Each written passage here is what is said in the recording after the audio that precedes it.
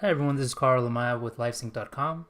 Today we're going to be looking at settings on our iPhone Essentials class. So let's go ahead and go to settings. It's going to be this icon right here. Go ahead and touch that. And before I get started, guys, let me just kind of give you a couple bits before we start here. First of all, guys, settings is one of those areas that most of the default settings are the best for the most amount of people. Apple has made a whole business model around doing really great, making really great products, but also having them work just very well. Even with default settings, right? But the biggest thing that we want to get out of this particular video is an awareness.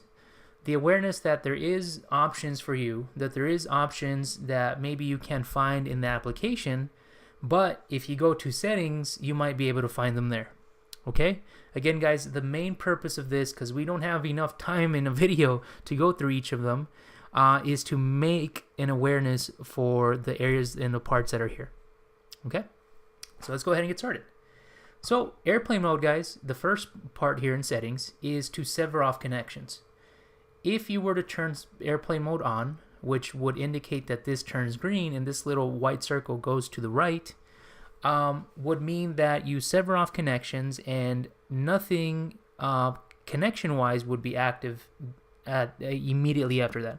So Bluetooth connections, Wi-Fi connections, and also cellular connections would be disconnected. You can re-enable, even though it's in airplane mode, your Wi-Fi connections and also your Bluetooth connection, but you cannot enable your wireless connection to your cellular company. The next thing, guys, here is Wi-Fi.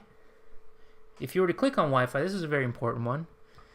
You want to make sure that Wi-Fi is on if you want to be able to connect. I'd say in most instances, guys, I'd say turn your Wi-Fi on and at the very least be connected to your home or work network if it is available for you and if you of course have the password for it. The check mark here indicates that you are connected to this particular network. The lock means that it has a password, and then this just kind of shows you this little Wi-Fi signal here. It's kind of a universal signal for Wi-Fi. This tells you that it has really strong connection. If it was one dark shade and two light shades on the top, or two dark shades and one light shade, it means that it would be a less strong network. And then finally, the I over here just means information. And these right below it would be choose a network, so different networks that are available. And of course, again, if you see that lock, it means that they have a password associated with them. So now let's go ahead and go back to settings on the top left here, just to go back. The next thing is Bluetooth. If you were to touch Bluetooth, you just see what devices are available to connect that you have connected before. Also, you can discover other networks through this screen, meaning that if you had, let's say, a Bluetooth headset, a brand new one, or you switch to a different one, or for example, your vehicle has Bluetooth. Those are the main examples of what we would use Bluetooth for as consumers. This would be the screen to go to connect to Bluetooth. So now let's go back to settings. Cellular gives you options to enable and disable cellular data, 4G or LTE as it's labeled here, roaming information and also options, personal hotspots, and other information about connected applications and so forth. I can go back to settings. Personal hotspot would be to turn your personal hotspot on and off. If you have that option, mind you that not everybody on this video will have that option, and it has to do with your carrier, whether your carrier has that option, but also if it's enabled for your account, meaning that there is certain carriers that still charge for your device to be a Wi-Fi connection to a laptop or to other devices that can connect to Wi-Fi to receive internet. The next thing here, guys, is Notification Center. Control Center, and Do Not Disturb. By clicking on these, you will have options regarding each of these things. Notification Center, of course, if you haven't checked our training regarding Notification Center, Control Center, Notification Center is accessed by touching the top and dragging down. And Control Center is by touching the bottom of your screen and swiping up. And to get more details on what these each do, make sure to watch our Notification Center and Control Center iPhone class that should be in the same page that you're on currently. The next thing is Do Not Disturb. Do Not Disturb is this little icon here. As you can tell, while I make videos, I go to Do Not Disturb. Therefore, my device does not ring or buzz or do anything whenever I have it in that way. So Do Not Disturb, by clicking on this under Settings, will give you additional options as to what you can and can't do whenever you want to disable or enable Do Not Disturb. The next thing here, guys, is General. General is very broad and encompasses a lot of things here. So if you click on General, it'll give you extra details and options regarding everything that is listed here. But again, guys, as I said in the video before, be aware that these options are here. International options, keyboard options, date and time, resets, Touch ID and passcodes, restrictions, and so forth. Text size is a big one too. So now let's go back to settings. The next one is sounds. So if you were to touch sounds, you're going to have options for vibration for your device when it's ringing, vibrate on silent options, ringing patterns, and also ringing sounds. You also have options down here to change the ring or sound that each of these things on the left make and what it is set at this point on the right. And by touching any of these, you can go and change and play around with this part a little bit more. Now I'm going to go back to sounds. I'm going to go back to settings. Wallpaper and brightness would be options for you to make your device either brighter or dimmer. Auto brightness, I would say everybody choose auto brightness so that it is green as it is here.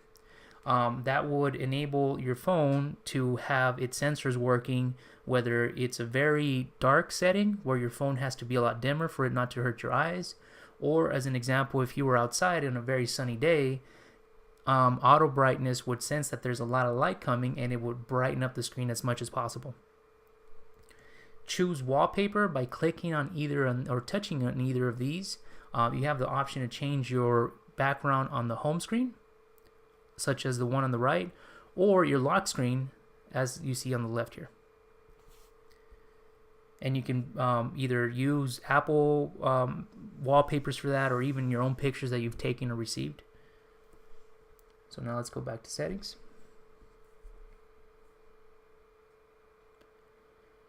Privacy has to do with privacy settings regarding any of the applications that you see here, including at the bottom advertising options that you have. Just to give you an example, location services privacy for me at this point is on. And what that means is that I like to have my GPS enabled so that if I were to look for a coffee shop on the northwest side of town at a particular cross point, it'll show me the things that are around me versus asking me, well, where do you want to look for a coffee shop at, So it'll really help out, especially if you use GPS and if you use other functionality when you're out and about and looking for things.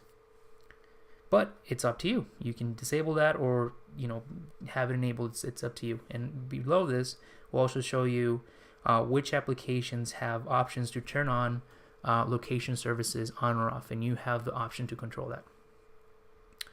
So now let's go back to privacy here. Now raising awareness that there's privacy settings for each of these things that are here.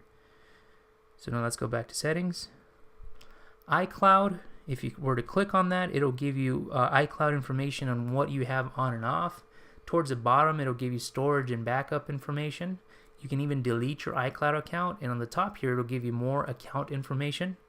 There is a whole segment of iCloud dedicated to explaining what each of these does through our iPad and iPhone All You Need classes. So be on the lookout for those, especially for you, those of you guys that have the subscription through livesync.com.